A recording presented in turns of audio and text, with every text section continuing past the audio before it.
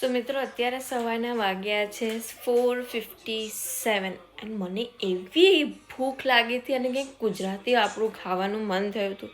તો અત્યારે સવારના એટલે હું બનાવી 3 વાગ્યાની રહી છું. અત્યારે જ એને સક્સેસ થયું છે. મેં કીધું કેમ તમારી સાથે શેર ના કરું. સો થયું એમાં એવું કે મને ગુજરાતી ખાવતું અને મારું મન થયું ખમણ ખાવાનું, કારણ કે ઇન્સ્ટા પર મેં બહુ રીલો જોઈ હતી કે ખમણ છે, ખાંડવી છે, પછી ખમણ ઢોકળા, રવા ઢોકળા. અને થયું કે મારું મલ્ટી કુકર જે હતું એ મારી બેન પાસે કેમ્બ્રિજ છે અને હું રહું છું એનાથી 2 કલાક દૂર. So how is it possible કે હું ત્યાં જઈને એની પાસે લઉં?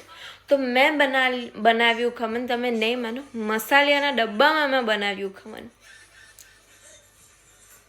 હવે આપણે આપીએ છીએ એને તડકો, આપણે એને વઘાર આપીએ. હાલો, તેલ બહુ જ ગરમ થઈ ગયું છે, જેમ કે તમે લોકો જોઈ જ શકો છો તમારી ખૂબસૂરત આંખોથી.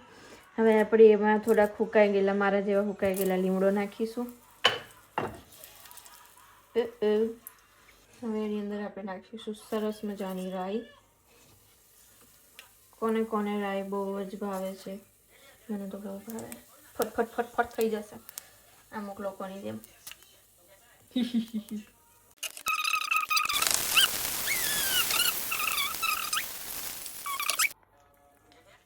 શક્કર is important in this.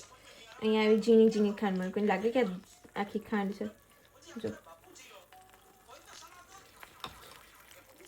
Sorry for my hand. Bus